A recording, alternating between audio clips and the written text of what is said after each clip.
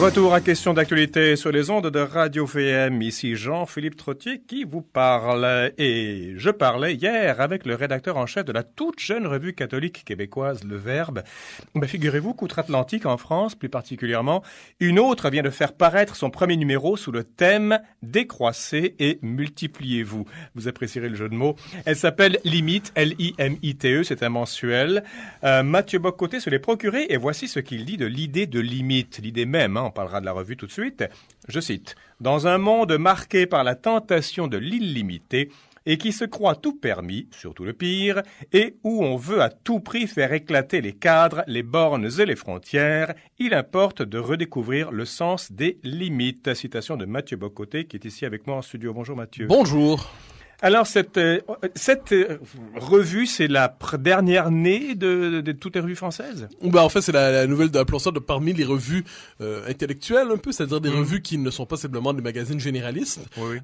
Oui, c'est la dernière née. C'est une excellente revue. On se la procure ici ou non, il faut passer par Internet, évidemment, faut l'acheter. Il faut s'abonner sur les éditions du Cerf. Oui, elle est publiée par les éditions du Cerf, oui. Mais c'est une excellente revue on pourrait dire de jeunes catholiques d'esprit plutôt conservateur, ne nous trompons pas, qui veulent s'investir dans l'espace public autrement qu'à travers la figure caricaturale qu'on réserve normalement appelons ça la figure soit du catholique ou du conservateur. Donc au lieu de réagir à ce qu'on dit d'eux, eux prennent position, ils assument leur parole. C'est un phénomène constant, c'est-à-dire une jeune génération arrive dans l'espace public, ne s'y retrouve pas et veut fonder une revue.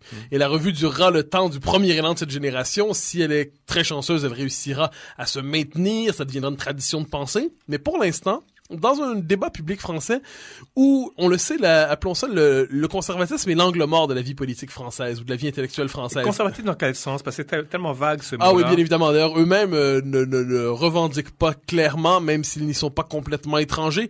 Conservatisme, ici, j'appellerais ça une conscience du nécessaire esprit de limite et de finitude devant une modernité qui a la tentation souvent d'effacer toutes les distinctions, les différences entre les peuples, entre les sexes, entre les civilisations. Donc c'est un esprit de limite. On pourrait dire d'une certaine manière que c'est un scepticisme devant la modernité. Un scepticisme devant la... Ça fait un peu penser à la pensée grecque antique où l'hubris, l'orgueil, le péché de capital, c'était la démesure. D'ailleurs, le texte qui ouvre le premier texte substantiel vous me permettrez, je suis incapable de prononcer son nom correctement, Fabrice Hadjadj, je crois. Alors, qui écrit un très beau texte, justement, sur l'esprit de limite, en se tournant vers la pensée grecque, pour y voir pour retrouver, on pourrait dire, les origines de l'idée de limite que nous avons perdue aujourd'hui, car dans la limite, nous avons tendance à voir toujours aujourd'hui une contrainte extérieure entravant notre volonté qui devrait être toute puissante et souveraine. Alors, on se retrouve ici avec de jeunes esprits qui, dans un mandat de François Hollande qui était très marqué par des questions sociétales, ils arrivent et ils veulent faire entendre une forme de dissidence intellectuelle tout en évitant d'avoir l'air de la droite réac habituelle telle qu'on peut se l'imaginer. Ils veulent, à leur manière, ils veulent aussi avoir l'air moderne. À tout le moins, ils ne veulent pas avoir l'air étranger à leur époque, mais dans leur époque, ils veulent réintroduire un esprit de finitude, de limite, un esprit traditionnel peut-être, à tout le moins une volonté de ne pas être progressiste. Voilà ce que vous dites vous-même, Mathieu Bock-Côté, dans ce texte qui est sur votre blog du Journal de Montréal. Limite, de la revue cette fois-ci, Limite à sa manière veut mener la révolte contre une société artificielle qui a vidé le ciel pour donner comme seule raison de vivre aux hommes de notre temps la consommation la plus stérile, une société qui pousse au désespoir. Donc c'est une revue qui veut, si j'ose dire, réenchanter le réel. Oui. C'est d'ailleurs, ils nous disent, nous souhaitons la décroissance, mais il ne peut y avoir de décroissance véritablement que s'il y a un renouveau spirituel radical, une espèce de capacité de renouer avec cette part de l'homme qui est celle désignée par la transcendance, l'absolu. D'où le titre, décroissez et multipliez-vous. Oui, bien sûr. Mais c'est donc je dirais, il y a une volonté de ne pas se positionner politiquement, cela dit. C'est-à-dire, on n'est pas devant une revue politique en tant que telle, mais une revue culturelle, clairement. Mais devant l'espèce d'hégémonie progressiste qui consiste justement à dire, la question de l'absolu, la question du religieux, la question spirituelle et à partir d'un stade antérieur de l'histoire de l'humanité. Oui. Et désormais, nous n'avons comme horizon qu'un ajustement technique et technicien devant les problèmes posés par l'existence. Il y a la volonté, autrement dit, de redonner un surplus pas un supplément d'âme, mais remettre un peu d'âme dans le monde. Et je note, cela dit, qu'une des trames de fond de la revue, c'est une critique très ferme et quelquefois exagérée peut-être du capitalisme et du libéralisme. C'est-à-dire voilà une forme d'anticapitalisme, là je le dis avec tous les guillemets nécessaires, mais une volonté très ferme de critiquer la marchandisation du monde. Et le libéralisme, vous veut dire quoi dans ce contexte? Mais voilà, je trouve que dans limite, là, c'est une des faiblesses de cette par ailleurs excellente revue, c'est que le libéralisme y est moins analysé que caricaturé. En gros... Il est moral, il est économique, il est un peu politique. tout, c'est-à-dire c'est l'esprit du temps qui pousse à la réduction de toute chose à l'individu, à la réduction, relativisme généralisé, qui pousse à... Il n'y a d'autres valeurs désormais qu'à la valeur du marché. Le libéralisme, autrement dit, est l'autre nom d'une espèce d'assèchement du monde. C'est une perversion de transcendance, en fait. Oui, alors moi, en ces matières, je suis quand même plus libéral, et c'est ce que je disais dans la recension que j'ai consacrée à la revue, en disant le libéralisme est plus caricaturé qu'analysé, parce que le génie de la tradition libérale, pour peu qu'on s'intéresse aux meilleurs penseurs de la tradition libérale, c'est de toujours venir avec un trait d'union. C'est-à-dire les libéraux, qu'est-ce que le libéralisme? C'est une conscience qu'il n'y a pas de cité parfaite sur Terre, et il est nécessaire d'une manière ou de l'autre de limiter les tentations démiurgiques du pouvoir. Incroyable, le mot limite revient, et limite ça veut dire deux choses en fait, c'est ce qui vous retient, mais c'est ce qui vous contient. C'est ce qui vous donne une forme aussi. En plus. C'est-à-dire la limite vous identifie, sans ça vous permet d'en l'indifférencier. Exactement. Et notre époque qui chante l'indifférenciation sous couvert de liberté. Ah, mais bien sûr. L'indifférenciation sexuelle, l'indifférenciation identitaire, en fait, on pourrait dire de manière généralisée, notre époque veut déconstruire toute forme de limite par lesquelles l'homme s'institue. Et on le voit notamment avec des choses comme la théorie du genre, ou dans la théorie du genre dont on a parlé déjà à ce micro, qu'est-ce qu'il y a cette idée qu'il n'y a plus d'identité assignée de quelque manière que ce soit, ni par l'héritage, ni par la nature.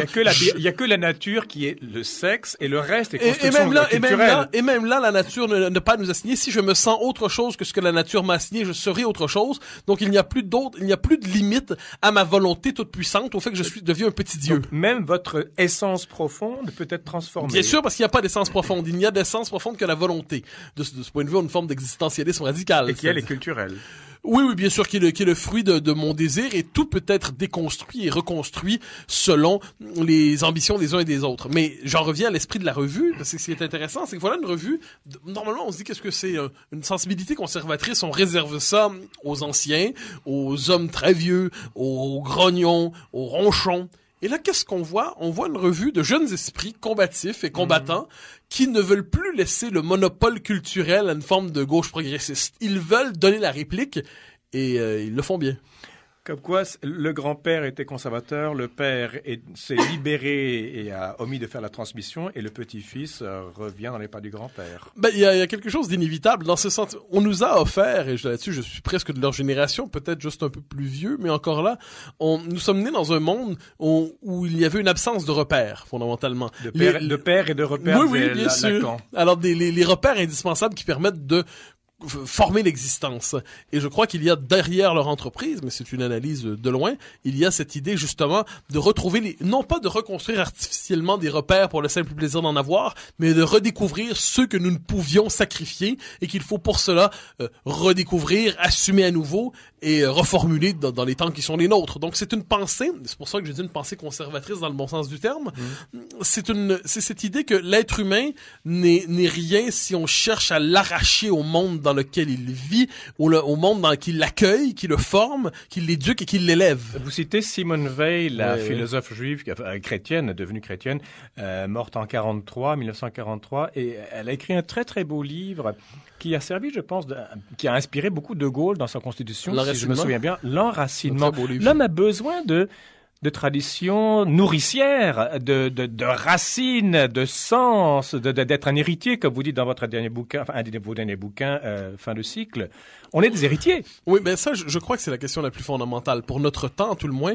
C'est-à-dire, est-ce que nous devons penser l'héritage à la manière d'un corset étouffant dont l'homme doit s'affranchir, ou à la manière d'un cadre formateur qui lui permet de se construire et de révéler, je dirais, sa meilleure part? Encore une fois, l'ambiguïté du mot limite, qui vous contient et qui vous retient. Oui, bien sûr. Et de ce point de vue, l'esprit de déracinement, l'esprit je dirais, d'arrachement, c'est un esprit qui pousse l'homme à l'automutilation, alors qu'il croit s'émanciper. Et de ce point de vue, je comprends pourquoi. Bon, faut dire, au Québec, le catholicisme est devenu une figure culturelle. C'est à la rigueur un héritage, mais ce n'est certainement plus une foi, et ce n'est certainement plus une matière à penser. Il y a des symboles qu'on peut aimer parce qu'on a une tendresse pour sa culture. La matière à penser, oui, si vous écrivez penser avec un A. D'accord. Mais je crois que dans l'espace public, cela dit, on ne cherche plus à penser le monde à la lumière du catholicisme. Non, évidemment. Et je constate qu'en France, c'est moins le cas. Il y a encore, ça demeure une tradition de pensée, une manière de poser des questions anthropologiques fondamentales. Y a-t-il jamais eu une pensée catholique au Québec? Oui, très certainement. Oui. Je crois, bon, c'était peut-être pas aussi éclatant qu'ailleurs, mais jusqu'aux années 60, c'est à travers la médiation du catholicisme que nous apprenons la philosophie, que nous faisons l'expérience des grands auteurs. Oui, mais ce que je veux dire, est-ce qu'il y a eu une pensée typiquement catholique au Québec? Je crois que oui. Est-ce que la pensée était typiquement québécoise? Ça, c'est une autre question. Non, était-elle typiquement catholique? Je crois que oui. Je crois qu'on avait des philosophes catholiques très certainement de qualité dans une société fondamentalement dominée, donc ne nous comptons pas d'histoire. Mais cela dit, j'en reviens à cette revue française qui cherche Limite, qui est éditée ou publiée par les éditions du Cerf. Pour voir comment la trouver, vous faites édition du Cerf, CERF, enfin sur Internet, et vous tapez Limite, L-I-M-I-T-E, et vous trouverez, ça coûte 12 € ou 18 $ à peu près pour se la procurer. On peut la télécharger ou pas? Je fonctionne à l'ancienne. J'achète en papier. Vous êtes un vrai conservateur! Mais j'en dis du bien parce que vous savez, dans notre société québécoise que nous aimons tant par ailleurs, le débat public est souvent limité entre d'un côté une forme de social-démocratie étatiste et de l'autre côté une droite néolibérale qui veut nous affranchir des pesanteurs de l'État. À la rigueur, on réussit à donner un peu de sens dans la vie politique à travers la question nationale, mais limite, et là, il y a un texte intéressant de la responsable des pages politiques, Eugénie Bastier, qui signe un édito assez intéressant, ou plutôt une introduction assez intéressante, où elle nous dit « Nous cherchons justement à nous déprendre de l'alternative trop contraignante entre libéralisme et socialisme, entre individualisme et collectivisme. Nous cherchons à renouer avec une forme une tradition de pensée. » Là, ça nous fait évidemment penser au personnalisme d'une manière ou de l'autre, de Mounier bien évidemment. Donc c'est une volonté. On pense à cette tradition de pensée, à cette espèce de tradition intellectuelle qui a alimenté certains hommes politiques d'envergure au XXe siècle. On peut penser au général de Gaulle qui n'était pas étranger à cette pensée. Au Québec, Cité libre. Oui, Cité libre. Voilà, d'ailleurs le personnalisme donne le meilleur et le pire. Mais chez nous, c'est Cité libre étant le meilleur ou le pire pour vous? C'est le pire. Mais sans aucun doute. Mais non, sérieusement, donc on cherche à retrouver, je crois, c'est dans la modernité, je reformulerai. Dans la modernité, on cherche d'une manière ou de l'autre à trouver une pensée de la communauté. Une pensée de la communauté où l'individu ne serait pas pour autant écrasé dans un grand tout homogène. Donc on cherche cette pensée de la communauté et je crois que Limite fait partie de ces nombreuses tentatives intellectuelles, et il y en aura d'autres, où on cherche justement à ressaisir d'une manière ou de l'autre une certaine intuition nous dégageant de l'alternative sociale ou libérale. J'imagine que le modèle, le Limite, ce serait la cité grecque, non? Je ne saurais dire parce que la cité grecque ne connaît pas la révélation.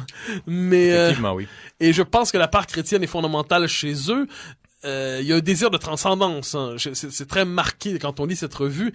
Il y a cette idée que le monde ne pourra plus vivre durablement en ayant un rapport complètement asséché à la spiritualité.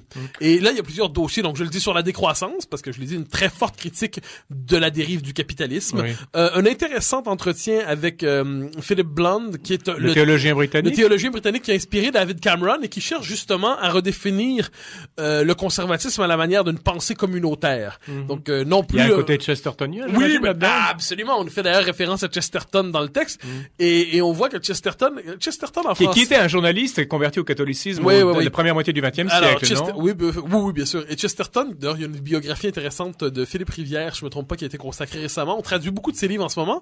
Chesterton, en français, est surtout connu, au-delà de ses quelques nouvelles, il est surtout connu pour Orthodoxie et Hérétique, qui sont deux essais particulièrement pétillants, brillants, que Finkielkraut, d'ailleurs, avait ramené à l'avant-scène. Le philosophe français. Oui, l'immortel, l'académicien. Désormais, à la fin des années 90. Mais là, on redécouvre avec Philippe Blanc, avec Limite, le Chesterton distributiste, on dit, ou distributiviste?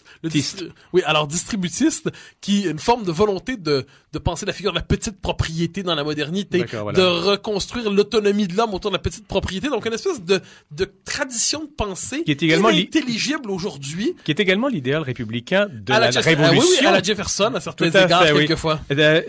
Limite se veut une revue d'écologie intégrale. Ça veut dire quoi, ça? Alors, on nous dit il faut préserver, vous savez, le souci de protection, le souci de préserver le monde dans lequel nous vivons. Il y a une part conservatrice dans l'écologisme, inévitablement.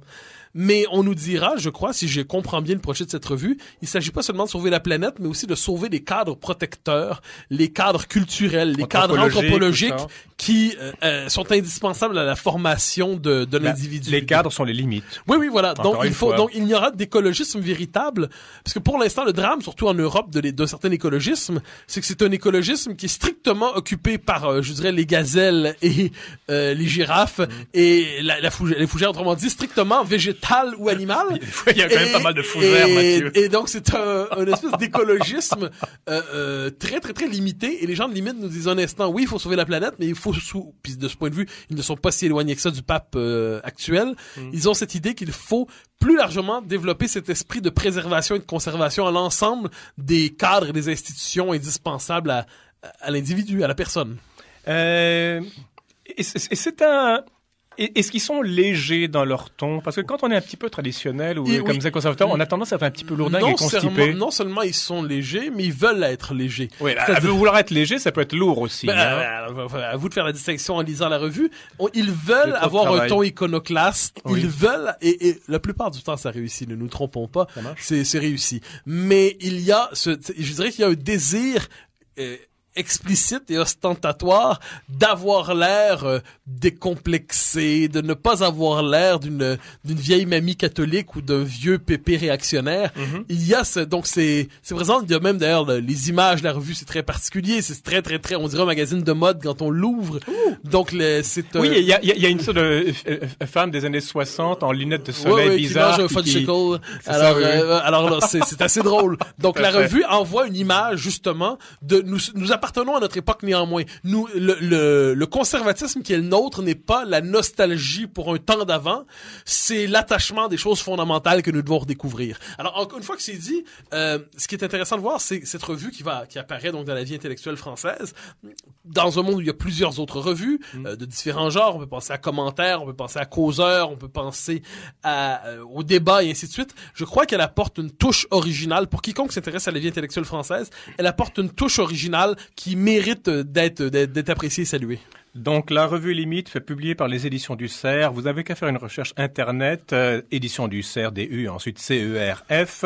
Je crois que ça coûte 12 € là-bas, une vingtaine de dollars ici. Très intéressant. Ça fait quoi, 90? C'est gros, je pense, non? Non, pas tant que ça. C'est pas si pire que ça.